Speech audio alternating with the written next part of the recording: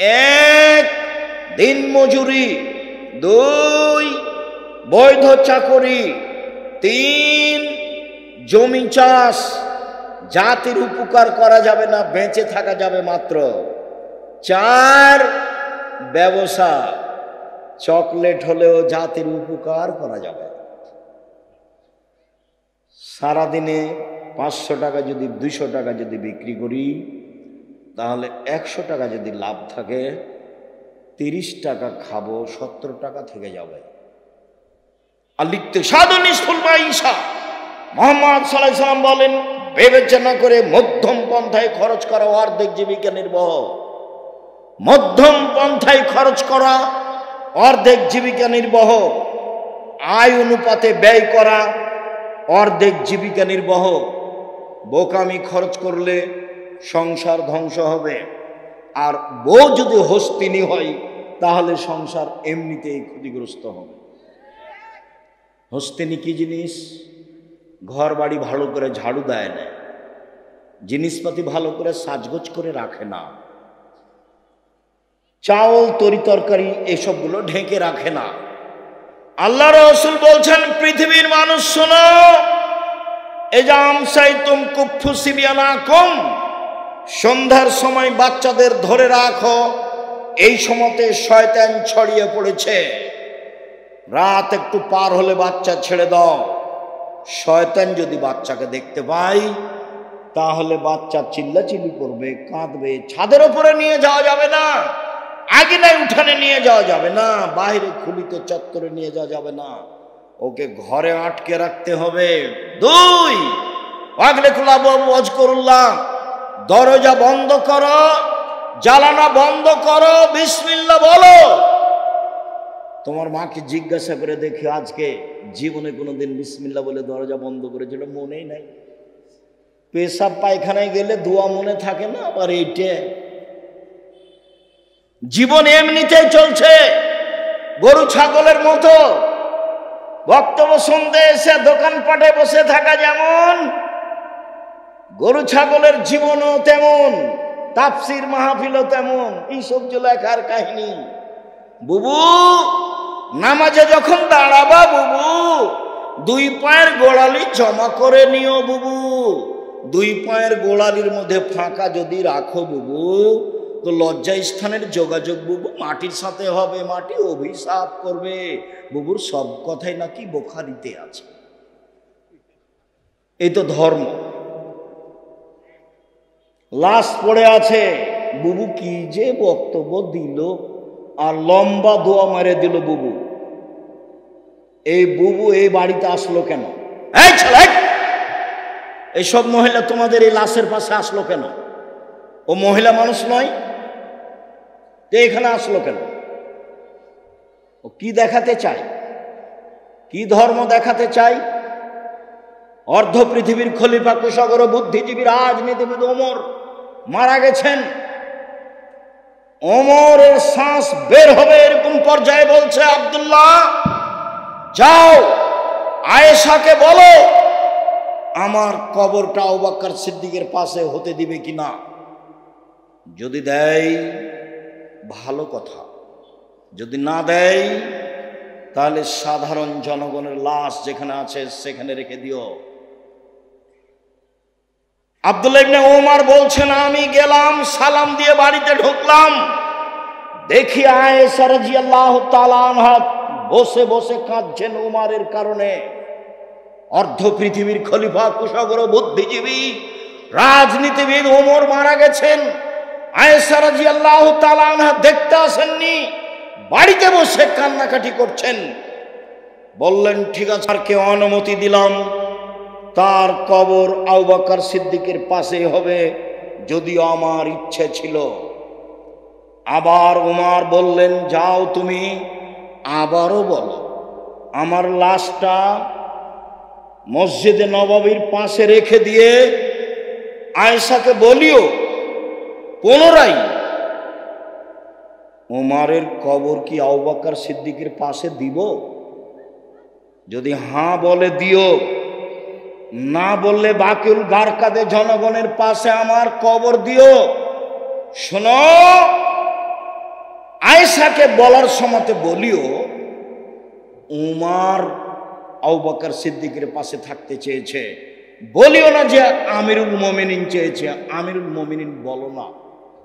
আরে 20 বছর আগে তার চেয়ারম্যানই পদ শেষ হয়েছে, বলছে সাবেক চেয়ারম্যান, বলছে সাবেক প্রিন্সিপাল। এই ছেলে কথা আমি বুঝাতে পারিনি, বুখারীর হাদিস। উমর কি বলছেন ছেলেকে, যে আব্দুল্লাহ আয়েশার কাছে গিয়ে বলিও যে কবরটা আবু বকর সিদ্দিকের পাশে দিতে দিবে কিনা। বলার সময়তে বলিও উমর চেয়েছে, বলিও না যে আমিরুল মুমিনিন চেয়েছে।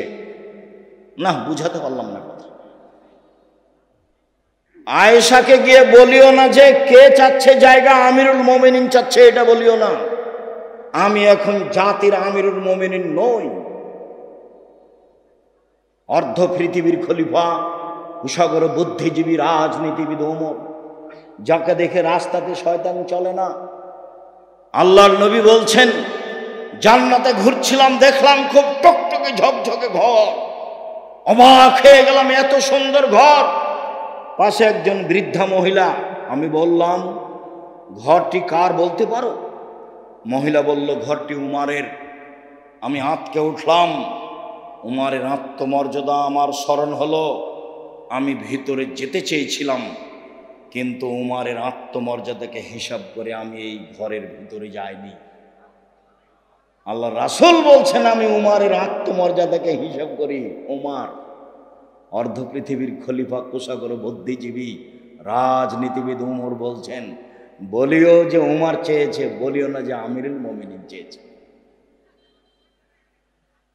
সম্মানিত দিনী ভাই বোন, আমি আপনাকে আজকের বৈঠকে অনুরোধ করতে চেয়েছি, বাকি জীবন কারোর সাথে খারাপ আচরণ করে 1 মিনিট বাঁচতে চাইবেন না। যা হবে হবে। অর্থ সম্পদ কেউ লুটে নিল, কেউ গালি দিল, কেউ মামলা করলো। আসামি হয়ে যেতে রাজি আছি, বিবাদী হয়ে, বাদী হয়ে নই। আমি কারোর বিরুদ্ধে মামলা করব না, এতে আমি রাজি নই। দিনী বন্ধের বলছি, 2টা কাজ জীবনে করবেন না। মেয়ে কথা বলছো কেন? মহিলা মানুষ হিসাবে 2টা কাজ করবেন না। 1, অভিমান নেই। অভিমান করলেই শয়তান সুযোগ পাবে। অভিমান কি? দিনাজপুর স্বপ্নপুরী নিয়ে গেল না দেখতে, অভিমান। একদিন জামিয়া সালাফের সম্মেলনে রাজশাহী নিয়ে গেল না, এর নাম অভিমান। অভিমান করলেই শয়তান সুযোগ পাবে। 2, প্রতিবাদ। তোমার মা কেন এই কথা বলল, তোমার বাপ কেন এই কথা বলল, তোমার ভাই কেন এই কথা বলল, তুমি কেন এই কথা বললে? প্রতিবাদ নেই, জীবন সুন্দর হবে। তুমি যেভাবে রাখবে তাতে আমি খুশি। মোটা কাপড়ে তুমি খুশি তো আমিও খুশি, চিকন কাপড়ে তুমি খুশি তো আমিও খুশি। আমার পক্ষ থেকে কোনো অভিমান নেই, আমার পক্ষ থেকে কোনো অভিযোগ নেই, আমার পক্ষ থেকে কোনো আপত্তি নেই। যা আপনার ভালো তা আমার ভালো। তখন শয়তান চুপটি লেগে চলে যাবে।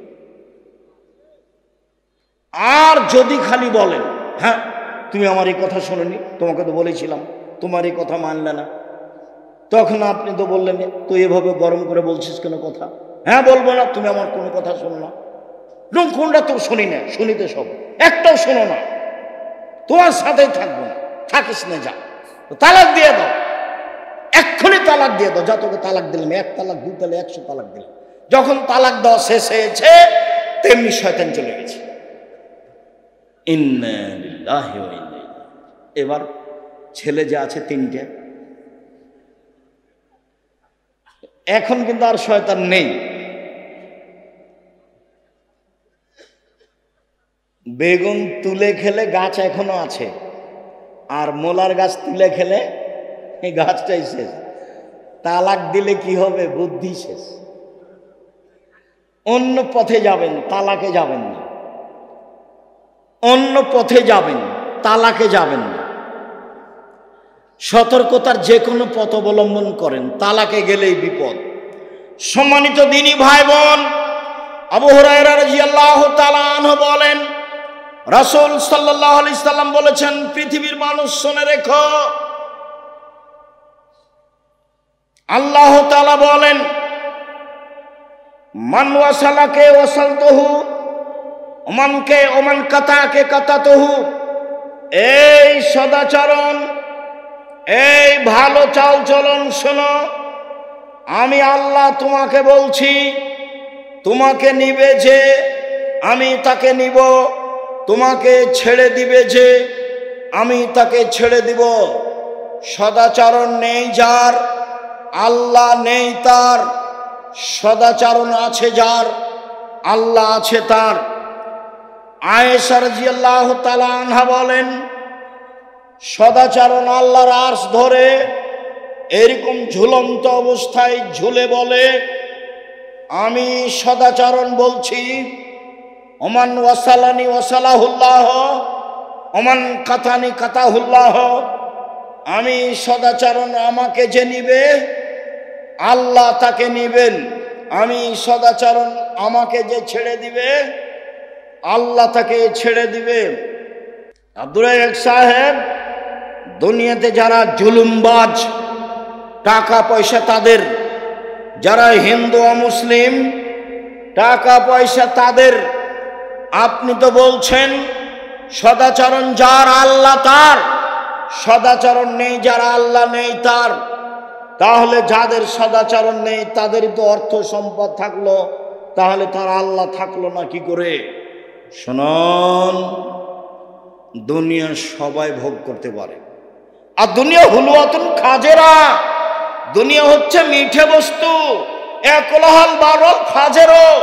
ভালো মানুষও খায়, মন্দ মানুষও খায়, পরকাল ভালো মানুষের জন্য। অতএব দুশ্চিন্তা ভোগ করবেন না, কষ্ট হলেও সদাচরণের বিনিময় জান্নাত, ফল ভালো হবেই হবে। টাকা কম আছে, শান্তি বেশি আছে, কারোর সাথে ঝগড়া নেই, মামলা মোকদ্দমা নেই, নিশ্চিন্তায় থাকি, পয়সা অল্প উপার্জন করি, দিন কাটাই। আবু মুসা আশআরী রাদিয়াল্লাহু তাআলা আনহু বলেন, রাসূল সাল্লাল্লাহু আলাইহি সাল্লাম বলেছেন, আল মুমিন লিল মুমিন কাল বুনিয়ান ইয়াশুদ্দু বাযুহু বাযান। একজন মুমিন আরেকজন মুমিনের সাথে এইভাবে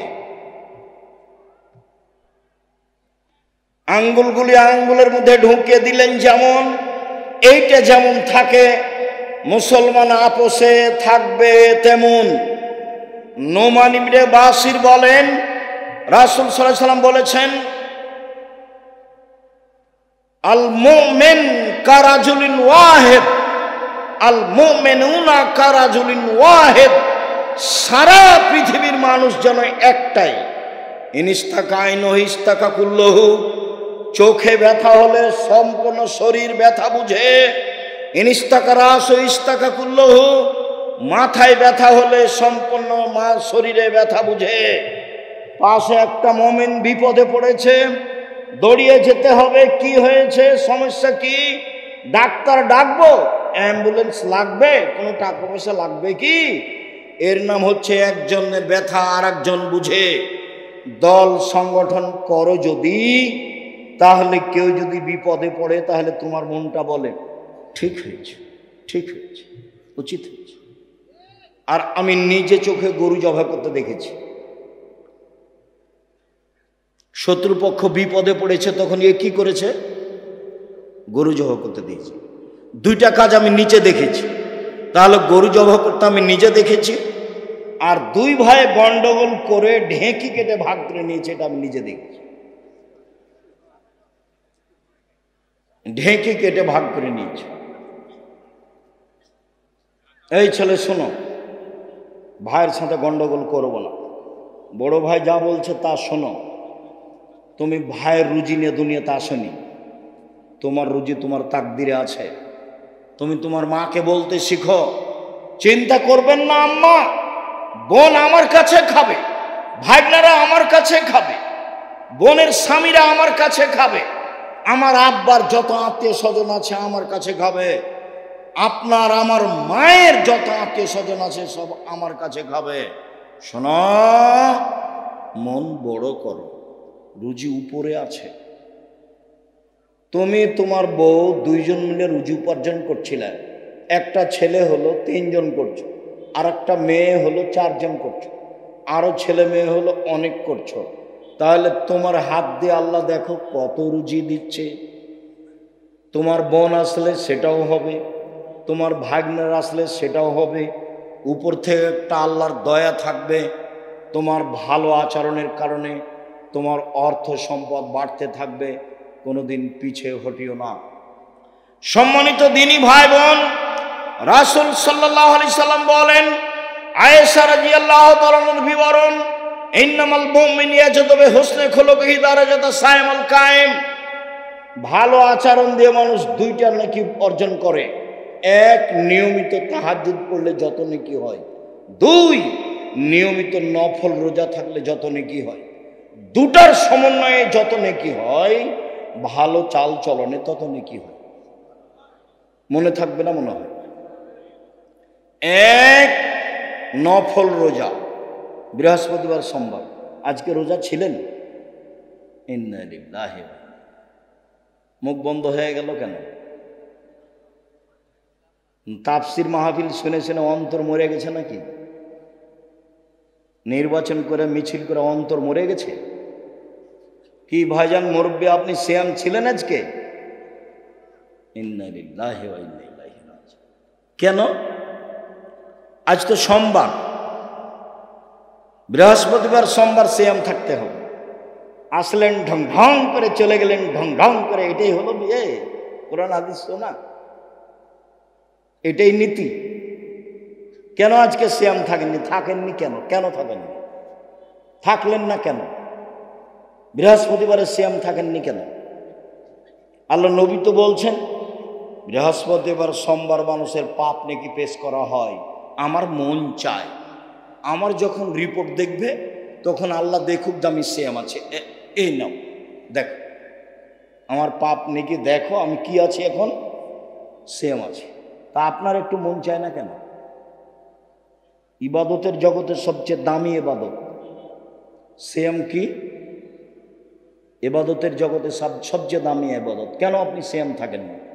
উপস্থিত বৈঠকের দিনই বোন, কি ব্যাপার, সিয়াম ছিলেন আজকে?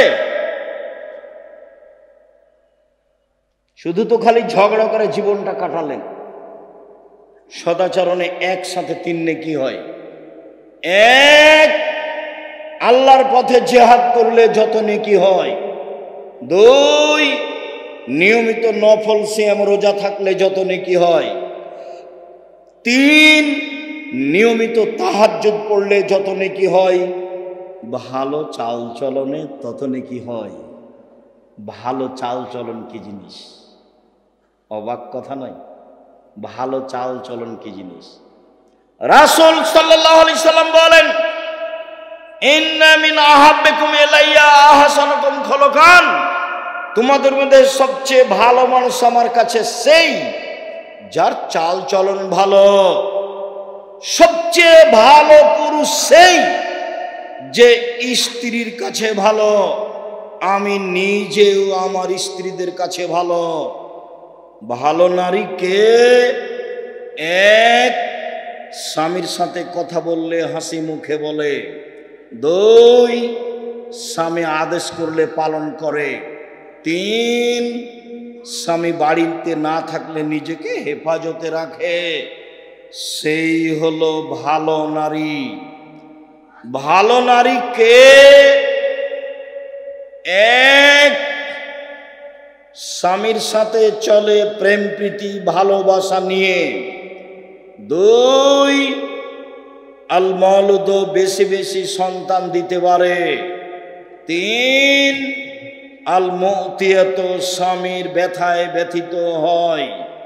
4, আল মৌসিয়াত, স্বামীর সাথে সব সময় কথাবার্তায়, সমস্যায়, সুবিধাই একসাথে থাকে। যে চারটা গুণ আছে যার, সেই হলো ভালো নারী। খাদিজার মতো, আয়েশার মতো এক, স্বামীর সাথে ভালোবাসা প্রেম প্রীতিতে থাকে। দুই, বেশি বেশি সন্তান দিতে পারে। তিন, স্বামী বিপদগ্রস্ত হলে সান্ত্বনা দিতে পারে। চার, স্বামীর সব সময় কথাবার্তায়, কাজে অংশগ্রহণ করে। 1 মিনিট, এই ছেলে খেয়াল করো তো দেখি ধরতে পারো কিনা। আল্লাহ নবী গারে হিরাতে ছিলেন, ইবাদত করছিলেন। তো হঠাৎ জিবরাইল এসে চেপে ধরে বলছেন, বলেন ইকরা, পড়েন। তা আমাদের নবী বলছেন, পড়তে জানি না। তো জিবরাইল বলছেন, পড়েন। তা আমাদের নবী বলছেন, আমি পড়তে জানি না। তো জিবরাইল বলছেন, পড়েন। তা আমাদের নবী বলছেন, আমি পড়তে জানি না। চেপে ধরে বলছেন, পড়েন, ইকরা বিসমি রাব্বিকাল্লাযী খালাক, খালাকাল ইনসানা মিন আলাক। এই অবস্থা দেখে আল্লাহর নবী তাড়াহুড়া করে ঘরে এসে বলছেন, খাদিজা জাম্মেলুনি জাম্মেলুনি খাসিতু আলা নাফসি, আমাকে কম্বল দিয়ে জড়িয়ে ধরো খাদিজা, আমি মনে হচ্ছে মরে যাই নাকি, আমি খুব বিপদগ্রস্ত। তখন উত্তরে কি বলছেন দেখেন, আর আপনার বউ কি বলবে সেটা আপনাকে দেখা। কাল্লা, কখনো নয়, অসম্ভব, হতে পারে না, আপনার বিপদ আসতে পারে না। কাল্লা, কখনো নয়, অসম্ভব, হতে পারে না, আপনার বিপদ আসতে পারে না। আল্লাহে, আল্লাহর কসম, আল্লাহে, আল্লাহর কসম, আল্লাহে, আল্লাহর কসম, মাইজিকাল্লাহ, আল্লাহ আপনাকে অপমান করবেন না। কেন? এক, তাসেলুর রাহেমা, আত্মীয়র সাথে সদাচরণ করেন, সদাচরণ, ভালো চাল চলন। দুই, তাকসেবুল মাদুমা, যার টাকা পয়সা নেই তাকে সাহায্য করেন। তিন, তাহমেলুল কাল্লা, যে কোনো কাজ করতে পারে না তাকে অর্থ সম্পদ দেন। চার, তাকরিজ জাইফা, মেহমানের মেহমান নামাজি করেন। এইসব কাজ আপনি করেন, কখনো আপনার ক্ষতি হবে না। এই কথা খাদিজা বললেন। আর আপনি আপনার স্ত্রীকে যদি বলেন, শোনো খালেদা, ঘটনায় তোমাকে তো বললাম যাও না, তোমাকে তো শতবার বললাম যাও, তুমি তো কথা শোনো, তুমি তো কথা শোনো, তুমি তো এটা করবে, তোমার কারণে এটা নেবা। এ হলো দুইজনের সংসার। ও এখন বিপদগ্রস্ত, ওকে কিছু বলবে, চিন্তা করবেন না, সমস্যা হবে না ইনশাল্লাহ। আল্লাহকে বলি, আল্লাহ আমাদের সহজ পথ করে দিবেন। এদিকে না গিয়ে বলছে, তুমি তো গেলে জোর করে, তোমাকে তো নিষেধ করবো, কত তোমাকে বললাম, তুমি ঠিকই হয়েছে, তোমার ঠিকই হয়েছে। এ হলো বউ, মানে বিদ্যাও নাই, বুদ্ধিও নেই, অপ্রয়োজনীয় কথা বলে। আপনি আমার খুব কাছের মানুষ, আমি আপনার জন্য এসেছি, আপনাকে আমি মন থেকে ভালোবাসি। কোনো জায়গাতে কষ্ট পেলেও আপনাকে আমি কষ্ট দেওয়ার জন্য এসব কথা বলিনি।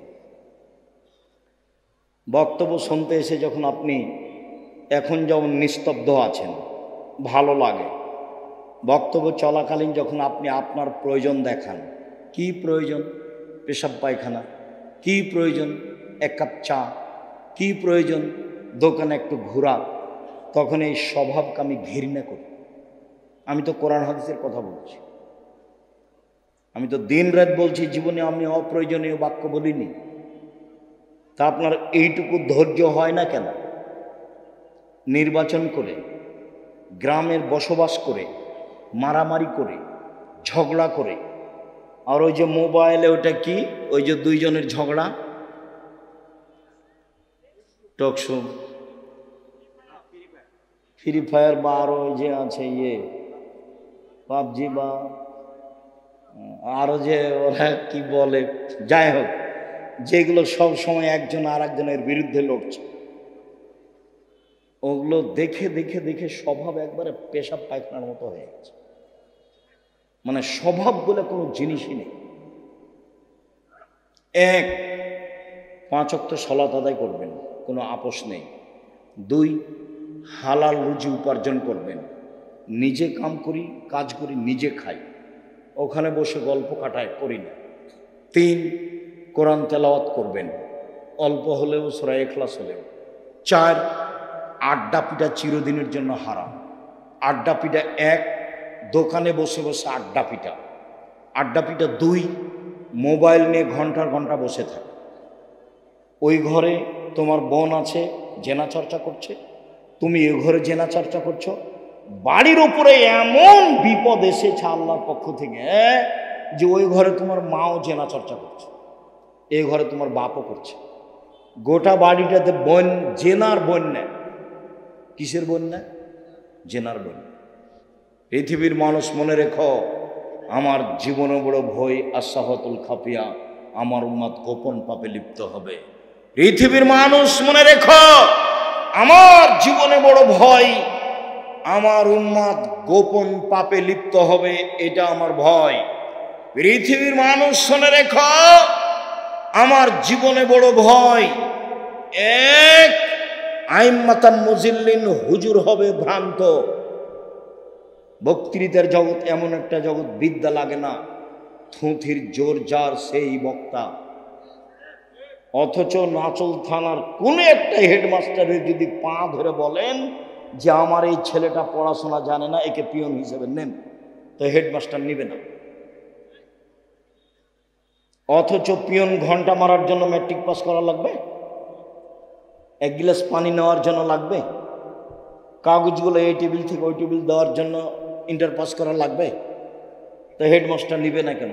দেন দেন দেখি, পা ধরে দেন। আর বক্তা দেখেন আল্লাহর হস্তে পড়তে জানেন, অথচ বলতে পারে, কি যে বলে ও নিজেও বুঝে না। অথচ জাতির সামনে বাস ভালো খাওয়া, ভালো বিদায়, ভালো সব কিছু, ভালো গাড়ি চলছে।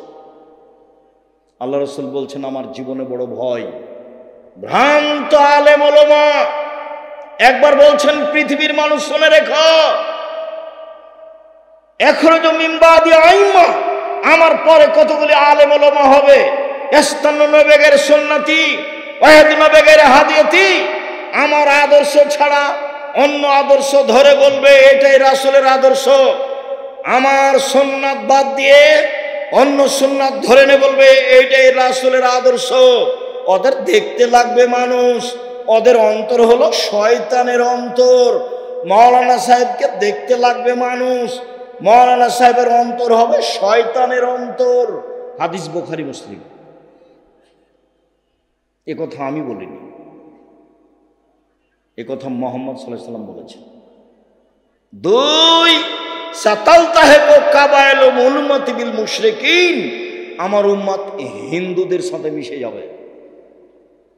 তুমি পূজায় গেলে কেন? জিনিস বিক্রি করতে গেলে কেন? ঘুরতে গেলে কেন? গেছো কেন? এই ছেলে গেলে কেন? যাবা কেন? তোমার স্বভাব কেন তো খারাপ, নিচু কেন? তুমি একবারে এত নিচে নেমে গেছো কেন? ওখানে তুমি গেলে কেন? আমার উম্মত হিন্দুদের সাথে মিশে যাবে। তোমার মোবাইলে দিন রাত বাজনা বাজে কেন? এটা তো হিন্দুদের কাজ।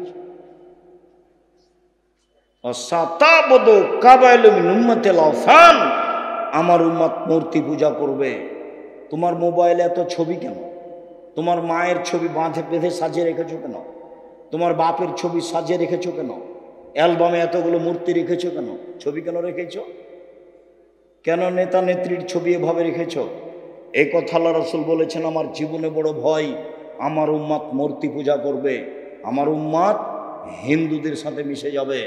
সম্মানিত দিনী ভাই বোন, নিজেকে বাঁচান, পরিবারকে বাঁচান, নিজেকে বাঁচান, পরিবারকে বাঁচান। রুজি ব্যবসা করে করেন, সবচেয়ে ভালো হবে।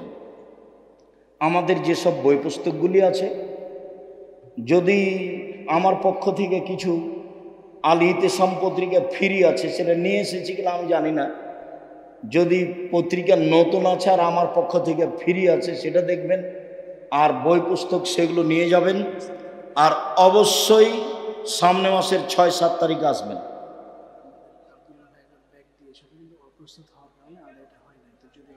এখন হবে না, আগে বলছি তো অবশ্যই 6-7 তারিখে যাবেন।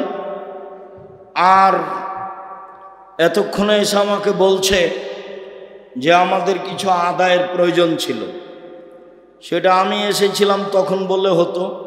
এরপরেও আপনাদের যার যতটুকু সম্ভব, আলিয়াদুল উলিয়া খায়রুম মিন ইয়াদিস সুফলা, দেওয়া হাত ভালো নেওয়া হাতের চেয়ে সম্ভবপর সহযোগিতা করবেন।